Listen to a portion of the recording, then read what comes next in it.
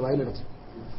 വളരെ പ്രധാനപ്പെട്ട ദിവസങ്ങളും മാസങ്ങളും ഒക്കെ നമ്മിലേക്ക് ആഗതമാവുക ചെയ്യുമ്പോൾ ഒരുപാട് നല്ല ചിന്തകളും ഒരുപാട് നന്മകളും ഒക്കെ നിറഞ്ഞ ജീവിതവുമായി നമ്മൾ മുന്നോട്ട് പോകണം. എന്തിനാണ് എന്നെ സൃഷ്ടിച്ചതെന്നും സൃഷ്ടാവ് എന്ത് ലക്ഷ്യമായിരുന്നു എന്നെ സൃഷ്ടിച്ചതിന്റെ പിന്നിൽ ഉദ്ദേശിച്ചതെന്നും അതിനുവേണ്ടി എത്ര കണ്ട് പ്രവർത്തനം നടത്താൻ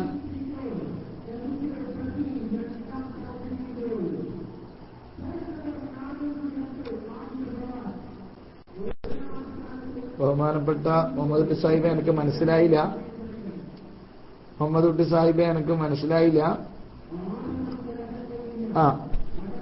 അതുകൊണ്ട് തന്നെ വളരെ പ്രധാനപ്പെട്ട അപ്പൊ ഏതായാലും വളരെ പ്രധാനപ്പെട്ട ദിവസങ്ങളും മാസങ്ങളും ഒക്കെ നമ്മിലേക്ക് കടന്നു വരികയാണ്. അതുകൊണ്ട് തന്നെ ഈ ദിവസങ്ങൾക്കൊക്കെ വളരെ പ്രധാന രൂപത്തിൽ ഉപയോഗപ്പെടുത്താൻ നമുക്ക് സാധ്യമാകണം. എനിക്ക് എന്റെ പ്രിയപ്പെട്ട സുഹൃത്തുക്കളോടൊക്കെ വളരെ വിനീതമായി ഓർമ്മപ്പെടുത്താനുള്ളത്, ഇന്ന് പലപ്പോഴും ഇടയ്ക്കെങ്കിലും സൂചിപ്പിക്കാറുള്ളത് പോലെ പരിശുദ്ധ ഖുർആൻ പാരായണത്തിന്റെ വിഷയത്തിൽ വളരെ പിന്നോട്ടു പോകുന്ന ഒരു സമൂഹമാണ് നമ്മൾ. ഞാൻ എല്ലായ്പ്പോഴും വെള്ളിയാഴ്ചകളിൽ ജുമുഅക്ക് പോകുമ്പോൾ, പള്ളിയിലേക്ക് പ്രവേശിക്കുമ്പോൾ, ആളുകളിലേക്ക് നോക്കുമ്പോൾ, എന്റെ പള്ളിയിലേക്കും അതുപോലെ തൊട്ടടുത്ത 2-3 പള്ളികൾ ദൃഷ്ടിയിൽപ്പെടാറുണ്ട്. ആ ദൃഷ്ടിയിൽ പെടുമ്പോഴൊക്കെയും അവിടെ 12:15 ബാങ്ക് എത്ര മണിക്കാണെങ്കിലും 12:30 സമയത്തേക്കാണ് ഞാൻ എത്താറുള്ളത്. ഏറെക്കുറയും സമീപ പ്രദേശങ്ങളിലുള്ള പള്ളികളിലൊക്കെയും ഖുർആൻ പാരായണം ചെയ്യുന്ന ഒരു സ്ഥിതിവിശേഷം അസ്തമിക്കുന്നുവോ എന്ന് സംശയിക്കുകയാണ്. വെള്ളിയാഴ്ചകളിൽ സൂറത്തുൽ കഹ്ഫും അതുപോലെ സ്വലാത്തുകളും ഒക്കെ വർദ്ധിപ്പിക്കുന്ന ഒരു ശൈലിക്കൊക്കെ ചെറിയൊരു മാറ്റവും, അതുപോലെ പഴയ കാലത്തൊക്കെ മഗ്രിബ് ഇശാ സമയങ്ങളിലൊക്കെ സൂറത്തുൽ വാഖിയയും മുൽക്കും തബാറക്കയും ദുഹാനും ഒക്കെ ഓതി വരുന്ന ഒരു ശൈലി കടന്നു വന്നിരുന്നു. വേറെ പ്രസംഗം, അത് ഇവിടെ കോളേജിൽ ഫെസ്റ്റ് നടക്കുകയാണ്. അപ്പൊ ഞാൻ വാതിൽ കഴിവതും അടച്ചിട്ടുണ്ട് സുഹൃത്തുക്കളെ. വേറെ പ്രസംഗം കേൾക്കുന്നു. ഇൻഷാ അല്ലാഹ് ഫെസ്റ്റിന്റെ ചില ഭാഗങ്ങളൊക്കെ ഞാൻ ലൈവ് തരാൻ ഉദ്ദേശിക്കുന്നുണ്ട്. അപ്പൊ അതിന്റെ അനൗൺസാണ് ഇപ്പോൾ കേൾക്കുന്നത്. അത്ര പ്രധാനപ്പെട്ട പരിപാടിയല്ല, അനൗൺസാണ് കേൾക്കുന്നത്. അതുകൊണ്ട് തൽക്കാലം അത് നന്നോണം കേൾക്കുന്നത്. ഞാനെന്നാ ഒറ്റ മിനിറ്റ് ഒന്നുകൂടി വാതിൽ ക്ലോസ് ചെയ്യട്ടെ.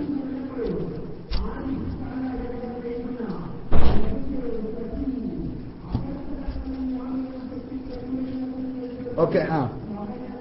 അപ്പൊ ഇൻഷാ അല്ലാഹ് അപ്പൊ ഏതായാലും വളരെ പ്രധാനപ്പെട്ട പരിശുദ്ധ ഖുർആൻ പാരായണം ചെയ്യുന്ന വിഷയത്തിൽ സമൂഹം വല്ലാതെ പിന്നോട്ട് പോകുന്നു എനിക്കൊരു തോന്നൽ. മഹാനായ പ്രവാചകർ ശ്രേഷ്ഠർ സ്വല്ലല്ലാഹു അലൈഹി വസല്ലമ തങ്ങൾ ഒരു വേള റസൂലുള്ള സ്വഹാബത്തിനോട് പറഞ്ഞത്ര ഖുർആൻ ഹൃദയങ്ങളിൽ നിന്നും എടുത്തു മാറ്റപ്പെടുമെന്ന്. അപ്പോൾ ഒരു സ്വഹാബി വളരെ ആശ്ചര്യപൂർവ്വം ചോദിച്ചത്രേ, പ്രവാചകരെ, ഞങ്ങൾ ഞങ്ങളുടെ മക്കൾക്ക് പഠിപ്പിക്കുകയും അവർ അവരുടെ പിന്തലമുറക്കാർക്ക് പഠിപ്പിക്കപ്പെട്ടുകൊണ്ട് അത് ഖുർആൻ ഖിയാമത്ത് നാൾ വരെ നിലനിൽക്കൂലേ എന്ന് സ്വഹാബത്ത് ചോദിച്ചപ്പോ അള്ളാഹുവിന്റെ റസൂൽ സ്വല്ലല്ലാഹു അലൈഹി വസല്ലം പറഞ്ഞത് ഇല്ല എന്നൊരു മറുപടിയാണ്. സത്യത്തിൽ ഇന്ന് മുസ്ലിമീങ്ങളായ പലരും ഖുർആൻ ഷരീഫ് ഓതുന്നതിലും ഖുർആൻ നോക്കി പാരായണം ചെയ്യുന്നതിലുമൊക്കെ വളരെയധികം പിന്നോട്ട് നിൽക്കുന്നു എന്നതാണ് വസ്തുത. ഒരുപക്ഷെ റമദാൻ ഷരീഫ് കടന്നു വരുമ്പോൾ ഖുർആൻ ഓതാൻ മുന്നോട്ട് വന്നേക്കാം.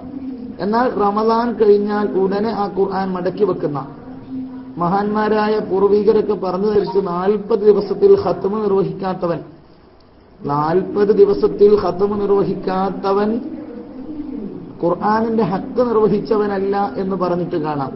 മഹാനായ ഇമാമുന ശാഫിഈ റളിയല്ലാഹു അൻഹുവിനെ പോലുള്ള മഹാരഥന്മാർ ദിവസവും ഒരു ഖത്മ്, അല്ലെങ്കിൽ 3 ദിവസങ്ങളിൽ ഒരു ഖത്മ്, അല്ലെങ്കിൽ ആഴ്ചയിൽ ഒരു ഖത്മൊക്കെ ചെയ്യുമ്പോൾ 40 ദിവസത്തിൽ പോയിട്ട് ഒരു കൊല്ലത്തിൽ ഒരു ഖത്മ് തീർക്കാത്തവര് പോലും മുസ്ലിമീങ്ങളിൽ ധാരാളമായി ഉണ്ടാകുന്നു എന്നത് വലിയ വിഷമമാണ്. അങ്ങനെ ഖുർആൻ ഓതാതിരിക്കുമ്പോൾ നമുക്കൊക്കെ അറിയാവുന്നതുപോലെ മഹാനായ റസൂലുള്ളാഹി സ്വല്ലല്ലാഹു അലൈഹി വസല്ലം പറഞ്ഞല്ലോ, ഒരിലത്തെ അലൈഹി അഅമാലു ഉമ്മത്തി, എന്റെ ഉമ്മത്തിന്റെ പ്രവർത്തനങ്ങൾ എനിക്ക് കാണിക്കപ്പെട്ടു. അപ്പോൾ കാണിക്കപ്പെട്ടപ്പോൾ എന്റെ ഉമ്മത്തിന്റെ പ്രവർത്തനങ്ങൾ ചെറുതും വലുതുമൊക്കെ കാണിപ്പിക്കപ്പെട്ടപ്പോ വളരെ വലുതായി കണ്ടത് നിസ്യാനുൽ ഖുർആനാണ്, ഖുർആൻ മറക്കലാണ്. ഖുർആൻ മറക്കുക എന്നതിന് മഹാന്മാരായ മുഹദ്ദിസീങ്ങൾ നൽകിയ വിശദീകരണം, ഖുർആൻ മറക്കുക ഓതാൻ അറിയുന്നയാൾക്ക് അതിൽ നൽപ്പം മറക്കൽ അത് ഖുർആൻ മനഃപ്പാഠമാവലാണ്. അപ്രകാരം 15 കൃത്യമായി നോക്കി ഓതാൻ അറിയുന്ന ആൾക്ക് നോക്കി ഓതാൻ കഴിയാതിരിക്കുക എന്നത് അതിന്റെ ഒരു ഖുർആൻ മറക്കുന്നതിന്റെ ഭാഗമാണ്. അങ്ങനെ നോക്കുമ്പോൾ ഇന്ന് നമ്മുടെ നാടുകളിലൊക്കെ ചില മക്ബറകളിലൊക്കെ പ്രത്യേകിച്ചും നമ്മൾ കാണാറുണ്ട് മലയാള യാസീൻ. ഒരു വനിതാ ക്ലാസ്സിൽ ഒരു ചോദ്യം ഒരിക്കൽ ലഭിച്ചു, മലയാള യാസീൻ ഓതാമോ എന്ന്. സുബ്ഹാനല്ലാഹ്, ചോദ്യം ഫസ്റ്റ് എനിക്ക് പിടുത്തം കിട്ടിയില്ല. മലയാള യാസീൻ ഓതാമോ? അങ്ങനെ ഒരു യാസീൻ ഉണ്ടോ? മലയാള യാസീൻ, അത് സംഭവം എന്താന്ന് പറഞ്ഞാൽ മലയാളത്തിൽ യാസീൻ എഴുതുന്ന, സത്യത്തിൽ ഫത്ഹുൽ മുഈൻ അടക്കമുള്ള ഗ്രന്ഥങ്ങളിൽ രേഖപ്പെടുത്തപ്പെട്ടതാണ് യഹ്റുമു കിതാബത്തുഹു ബിഗൈരി അറബിയ, അറബി അല്ലാത്ത ഭാഷയിൽ ഖുർആൻ എഴുതൽ ഹറാമാണ് എന്ന്. അപ്പൊ ഖുർആൻ യാസീൻ അടക്കമുള്ള സൂറത്തുകളൊക്കെയും മലയാള ഭാഷയിൽ എഴുതിക്കൊണ്ട് ഇന്ന് ലഭിക്കുകയാണ്. പലപ്പോഴും നമ്മുടെ മക്ബറകളിൽ തന്നെ കാണാറുമുണ്ട് മലയാള യാസീൻ എന്ന് പറഞ്ഞാൽ ഖുർആൻ യാസീൻ നോക്കി ഓതാൻ പോലും അറിയാത്തൊരു വിങ്ങ് കേരളക്കരയിൽ വളരുന്നു എന്ന് സത്യം. സമസ്ത കേരള ഇസ്ലാം മത വിദ്യാഭ്യാസ ബോർഡിന്റെ തന്നെ ബഹുഭൂരിപക്ഷം മദ്രസകൾ 9325ഓളം മദ്രസകൾ കേരളക്കരയിലും സമീപ പ്രദേശങ്ങളിലും കേരളീയർക്കും മറ്റുള്ളവർക്ക് വേണ്ടിയും നടന്നുകൊണ്ടിരിക്കുമ്പോൾ കേരളക്കരയിൽ ഖുർആൻ ഓതാൻ അറിയാത്ത ഒരാൾ ഉണ്ട് എന്ന് പറയുന്നത് കേൾക്കുമ്പോൾ അല്പം അത്ഭുതാവഹമായിട്ട് തന്നെ നമ്മൾ കാണണം.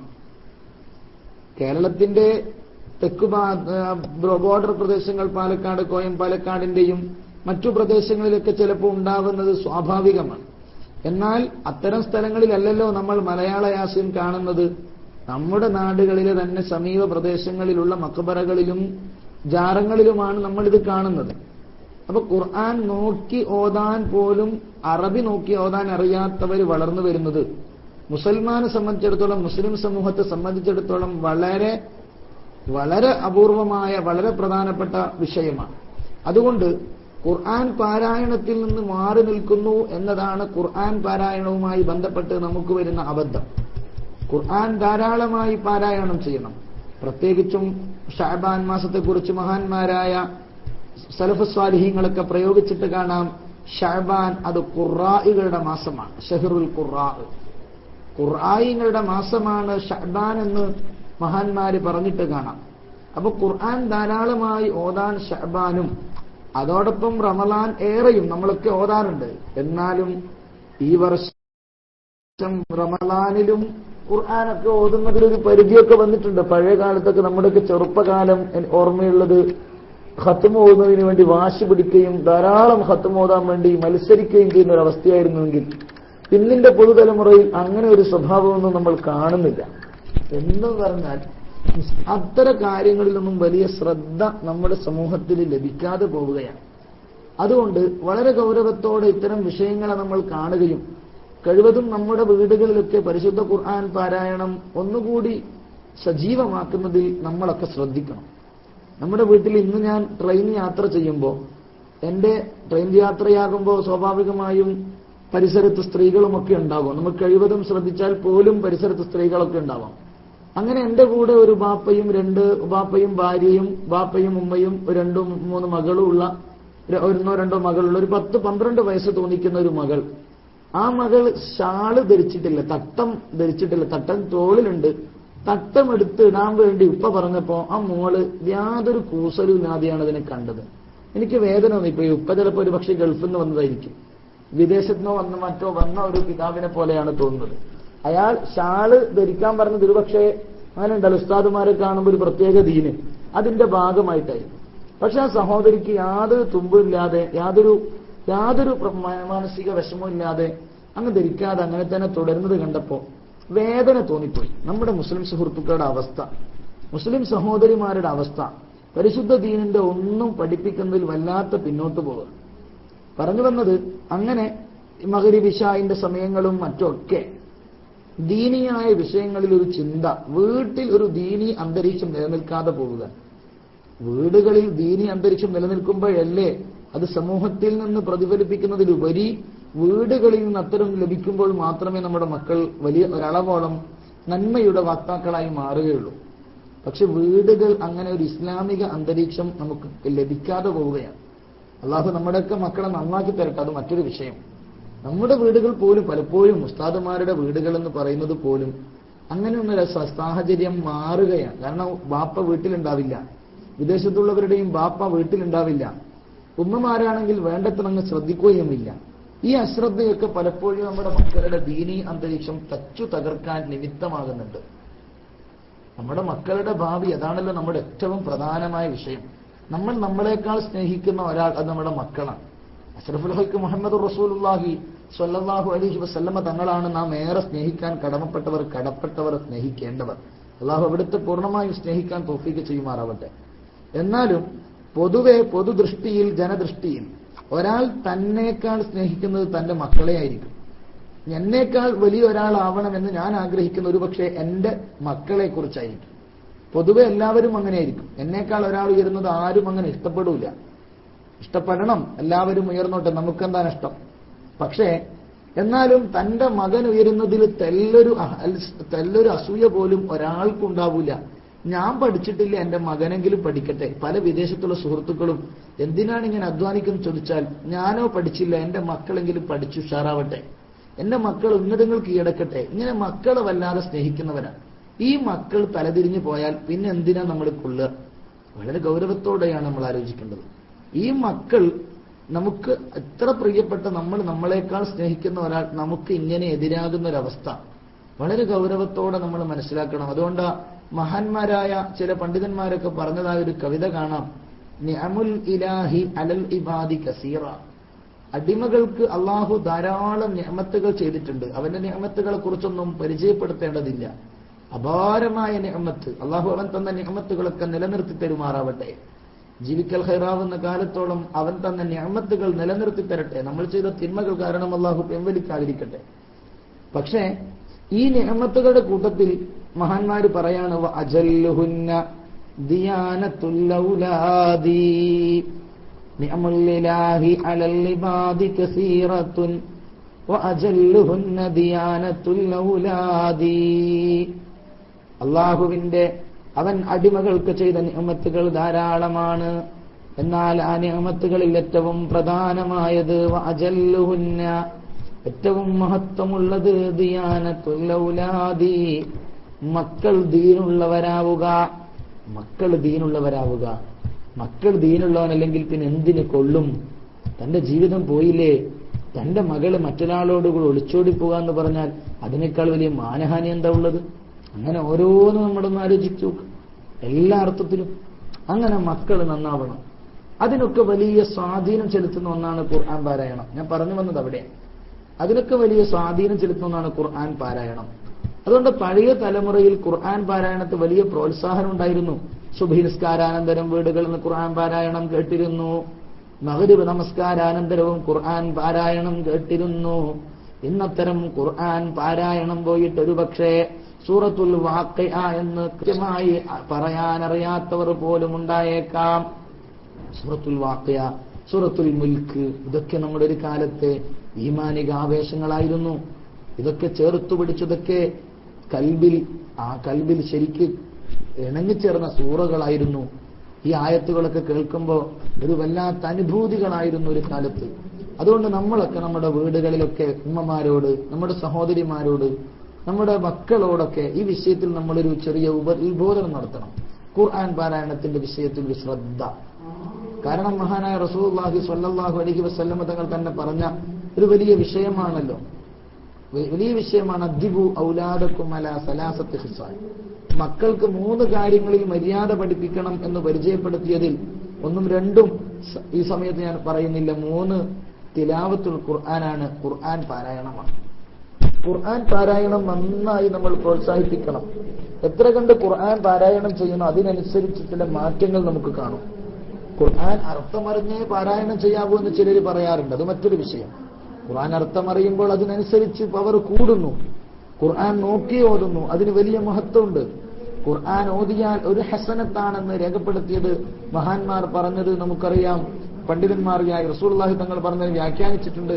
അത് ഖുർആൻ നോക്കാതെ നിസ്കാരത്തിലല്ലാതെ ഓതിയ, ഖുർആൻ നോക്കി ഓതിയ പുണ്യം കൂടുന്നു.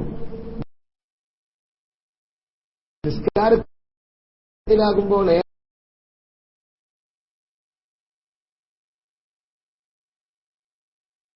ഏറെയാകുന്നു.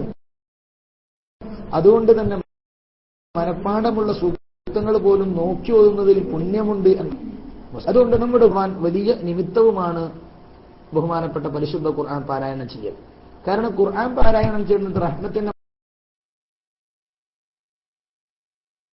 മലായികത്ത് ഇറങ്ങും. മഹാനായ ഉസൈദ് ബിൻ പടച്ചപ്പോ മഹാനവറുകൾ ഖുർആൻ ഓത്തു നിർത്തി പിറ്റേന്ന് രാവിലെ പുണ്യനബിയോട് പറഞ്ഞപ്പോൾ പുണ്യനബി പറഞ്ഞത് അത് തുടർന്നിരുന്നെങ്കിൽ ഒന്നുകൂടി നന്നാകുമായിരുന്നു എന്നാണെങ്കിൽ ഖുർആൻ ഓതുന്നിടത്ത് റഹ്മത്തിന്റെ മലായികത്ത് ഇറങ്ങും തീർച്ച.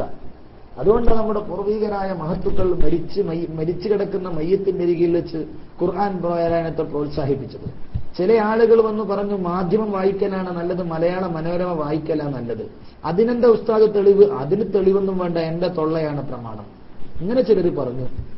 അബദ്ധമെന്ന് പറയാമെന്നല്ലാതെ ഖുർആൻ പാരായണം നല്ലത് പറയാ, ദിക്ർ ചെയ്യുക, അള്ളാഹുവിനെ ഓർക്കുക എന്ന് പറയുന്നിടത്ത് റഹ്മത്തിന്റെ മലായികത്ത് ഇറങ്ങും. മരിച്ചവന്റെ അടുത്ത് വെച്ച് ഓതുമ്പോൾ റഹ്മത്തിന്റെ മലായികത്ത് ഇറങ്ങൂല എന്ന് ആരും പറഞ്ഞിട്ടില്ല, എവിടെയും കാണുന്നില്ല. പിന്നെ അവിടെ മലയാള മനോരമ വായിക്കലാണ് നല്ലത് എന്ന് ചിലർ പറയുമ്പോൾ കുബുദ്ധി എന്ന് പറയാമെന്നല്ലാതെ അവരുടെ വിവരക്കേട് അള്ളാഹു നന്നാക്കി കൊടുക്കട്ടെ എന്ന് പ്രാർത്ഥിക്കുക എന്നല്ലാതെ അപ്പൊ ഖുർആൻ പാരായണത്തെ വല്ലാതെ പ്രോത്സാഹിപ്പിക്കണം. ഏതായാലും പരിശുദ്ധ റമദാന കടന്നു വരുന്നത് എല്ലാവരും നല്ലോണം ഖുർആൻ ഓതാൻ മുന്നോട്ട് വരാറുണ്ട്. ഖുർആൻ നല്ലവണ്ണം ഓതാറുണ്ട്, റമദാനിൽ ഓതാറുണ്ട്. ഒരു വേള ചുരുങ്ങിയത് 3 ഖത്തുമും 2 ഖത്തുമും ഒക്കെ തീർക്കുന്ന പലരും എന്റെ ശബ്ദം കേൾക്കുന്നവരുണ്ടാവാം. പക്ഷേ നമ്മളൊരു പക്ഷെ ബോധവാന്മാരാണെങ്കിലും നാമുമായി ബന്ധപ്പെട്ടവർ പലരും ഇത്തരം വിഷയങ്ങളിൽ അശ്രദ്ധരാണ് എന്നുള്ള വസ്തുതയാണ് നമ്മൾ അറിയേണ്ടത്. നമ്മൾ ബോധവാന്മാരായിരിക്കും. അതുകൊണ്ടാണല്ലോ KSCR എപ്പോഴും സാന്നിധ്യമായി പറയാനും നല്ലത് കേൾക്കാനും ഒക്കെ മുന്നോട്ട് വരുന്നത്. പക്ഷേ ഒരു ഒറ്റം സമൂഹം നമ്മളെപ്പോലെയുള്ള ആളുകൾ, നമ്മുടെ പ്രായം, നമ്മുടെ പക്വത, നമ്മുടെ വിവരം, അല്ലെങ്കിൽ ഒരുപക്ഷെ നമ്മുടെ കൂട്ടുകാർ, ഇങ്ങനെ പലരും ഇത്തരം വിഷയങ്ങളിലേക്ക് അശ്രദ്ധരാണ്. ഒരുപക്ഷെ അവരോടൊന്നും ഇത്തരം ഉണർത്തലുകളില്ലാത്തതിന്റെ പേരിലുമായിരിക്കാം. നമ്മുടെ സുഹൃത്തുക്കൾക്കൊക്കെ നല്ലത് ഉപദേശിക്കാൻ നമുക്ക് കഴിയണം. പരസ്പരം ഉപദേശങ്ങൾ നമ്മൾ തമ്മിൽ പാലിക്കണം. അതിന്റെ ഭാഗമായി ഈ ഖുർആൻ പാരായണം, കാരണം മനുഷ്യന്റെ മനസ്സ് നന്നാവാൻ മഹാന്മാർ നിശ്ചയിച്ച ഒന്നാണല്ലോ ഖുർആൻ പാരായണം, അല്ലെ? മനുഷ്യന്റെ മനസ്സ് നന്നാവാൻ മഹാന്മാർ നിശ്ചയിച്ച ഒന്നാണ്. വദവാഉ ഖൽബിൻ ഖംസത്തുൻ ഫതിലാവ ബിതദബ്ബുരിൽ മഅനാ വലിൽ ബത്നിൽ ഖലാ. മനസ്സിന്റെ ചികിത്സ, മനസ്സിന് മാലിന്യമായാൽ അതിനുള്ള മരുന്ന് അത് 5 എണ്ണമാണെന്ന് പരിചയപ്പെടുത്തി മഹാനായ സൈനുദ്ദീൻ മഖ്ദൂം തങ്ങൾ തന്റെ അദ്കിയായിലൊക്കെ പറഞ്ഞത് ഫതിലാവത്തും ബിതദബ്ബുരിൽ മഅനാ, അർത്ഥമറിഞ്ഞുള്ള ഖുർആൻ പാരായണം. അർത്ഥമറിഞ്ഞുള്ള ഖുർആൻ പാരായണം പൂർണ്ണാർത്ഥത്തിൽ ഫലം, അല്ലാത്തതിനും ഫലമാണ്.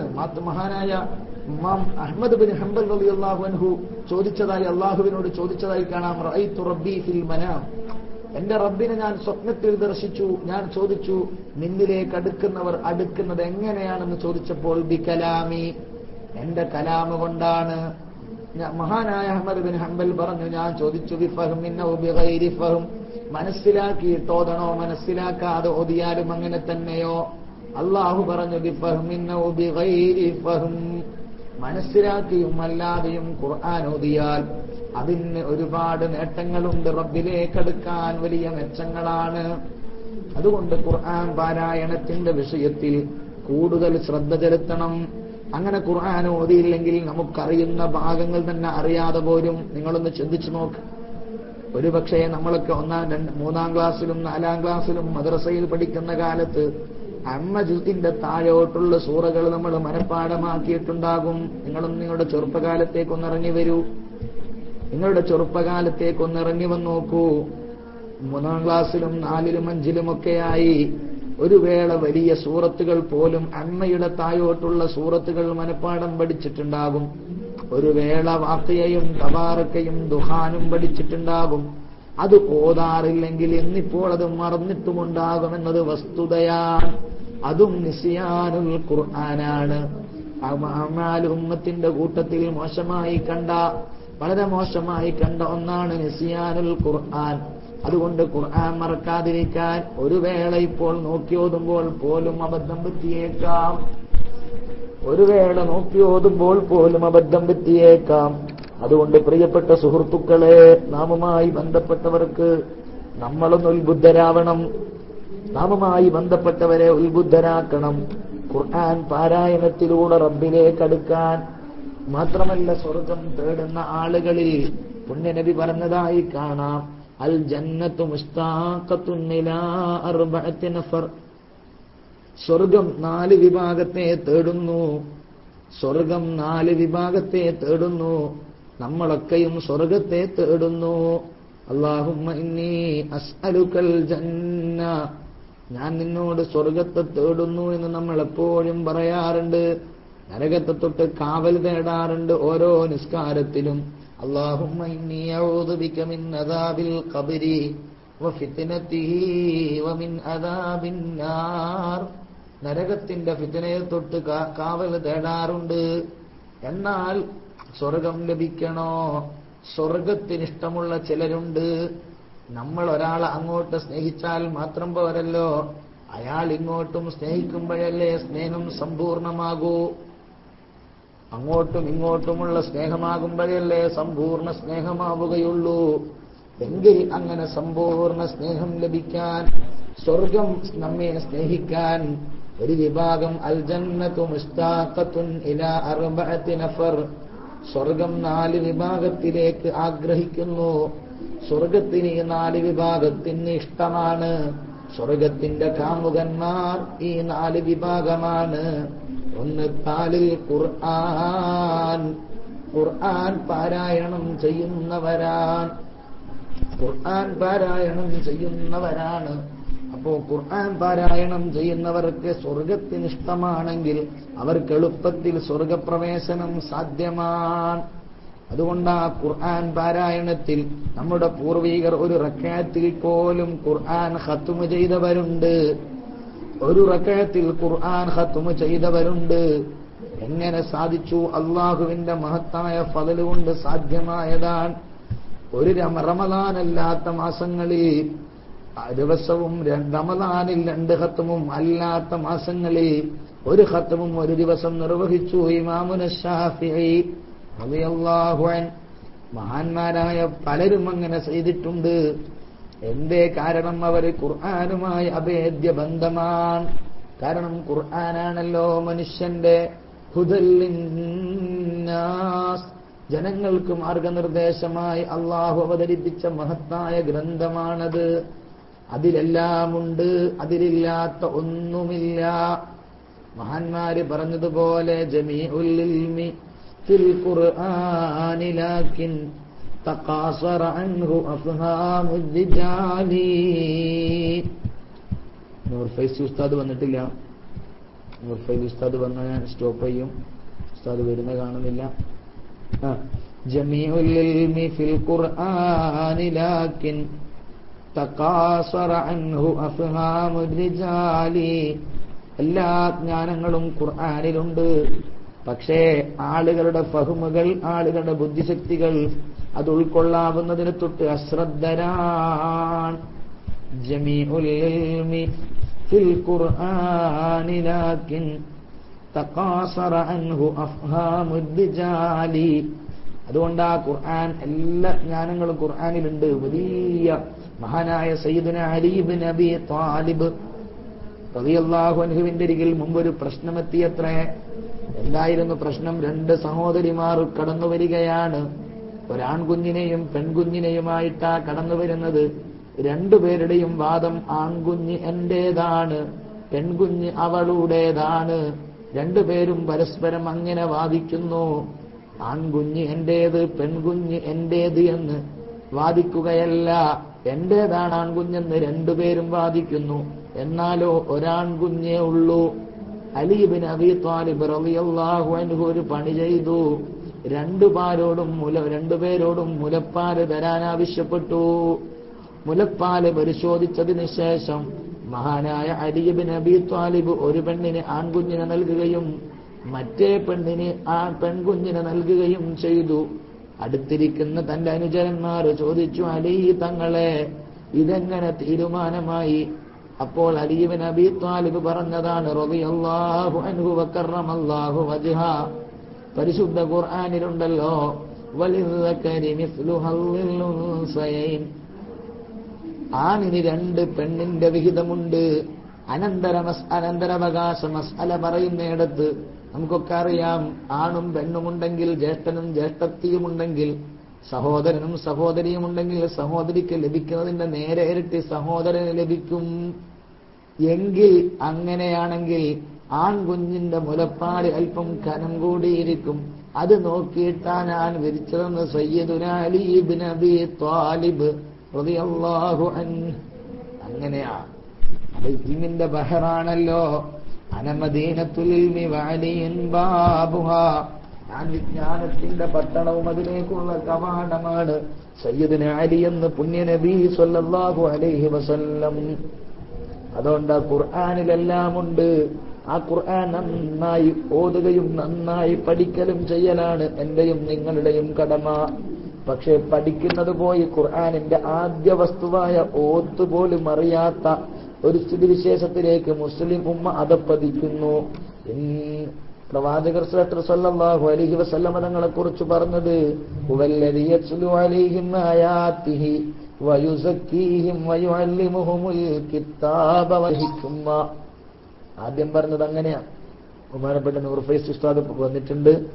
ഉസ്താദ് അവർക്ക് വേണ്ടി ഞാൻ മൈക്ക് കൈമാറാണ്. ഉസ്താദ് എന്റെ ശബ്ദം കേൾക്കുന്നുണ്ടെങ്കിൽ റൈസ് ഹാൻഡ് ചെയ്താൽ ഞാൻ ഉടൻ മൈക്ക് വിടുന്നതാണ്.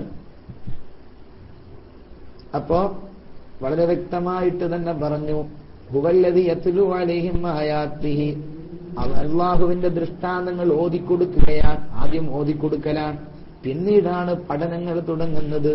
അപ്പൊ ഓത്തുപോലും അറിയാത്തൊരു സ്ഥിതി വിശേഷത്തിലേക്ക് കേരളക്കരയിൽ പോലും ആളുകൾ എത്തിച്ചേരുന്നു എന്നത് ആലോചിക്കാൻ വയ്യ. എന്തുകൊണ്ട്? അത്ര ഭദ്രമാണ് പണ്ഡിതന്മാരുടെയും സാദാത്തുക്കളുടെയും കീഴിൽ ഭദ്രമാണ് കേരള നാട്.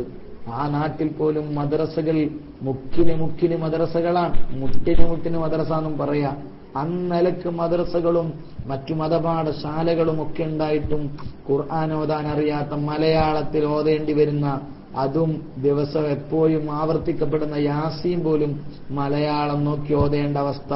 ചിലരെങ്കിലും മലയാളം ഓതുന്നത് വുളു എടുക്കണ്ടെന്ന് കരുതിയിട്ടാകും. അത് ശരിയുമല്ല, വുളു എടുക്കേണ്ടിയും വരും.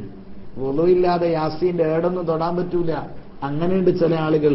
മക്ബറയിലേക്കും അതുപോലെ മരിച്ച വീട്ടിലേക്കൊക്കെ പോകും, എന്നിട്ട് യാസീന്റെ ഏട് വുളു ഇല്ലാതെ തൊടും. അത് പറ്റില്ല. യാസീന്റെ ഏടും വുളുവോടുകൂടി മാത്രമേ തൊടാൻ പറ്റുള്ളൂ. ഏതായാലും അങ്ങനെ പരിശുദ്ധ ഖുർആനുമായുള്ളൊരു ബന്ധം സ്ഥാപിക്കാൻ എന്റെ പ്രിയപ്പെട്ട സുഹൃത്തുക്കളും ഞാനും എല്ലാവരും നമ്മളുമായി ബന്ധപ്പെട്ടവരും ഒന്ന് ശ്രദ്ധിക്കണം എന്ന് മാത്രം പറഞ്ഞ് അള്ളാഹു പരിശുദ്ധ ഖുർആന്റെ ഹക്ക് കൊണ്ട് നമുക്കൊക്കെ പുറത്തു തരികയും പരിശുദ്ധ ഖുർആനെ അതിന്റെ അളവനുസരിച്ച് ബഹുമാനിക്കാനുള്ള തൗഫീഖും തരുമാറാവട്ടെ. കാരണം ഖുർആൻ എതിരായും അനുകൂലമായും സാക്ഷി നിൽക്കുമെന്ന് പുണ്യനബി പറഞ്ഞിട്ടുണ്ട്. അനുകൂലമായി സാക്ഷി നിൽക്കണം. അള്ളാഹു തൗഫീഖ് ചെയ്യട്ടെ. അതുകൊണ്ടാണല്ലോ മരിച്ചവരുടെ കബറിടങ്ങളിൽ മറ്റൊക്കെ ധാരാളമായി ഖത്മുകളൊക്കെ നിർവഹിക്കപ്പെടുകയും അവരുടെ റഹ്മത്തിന് വേണ്ടിയൊക്കെ പ്രാർത്ഥിക്കുകയൊക്കെ ചെയ്യുന്നത്.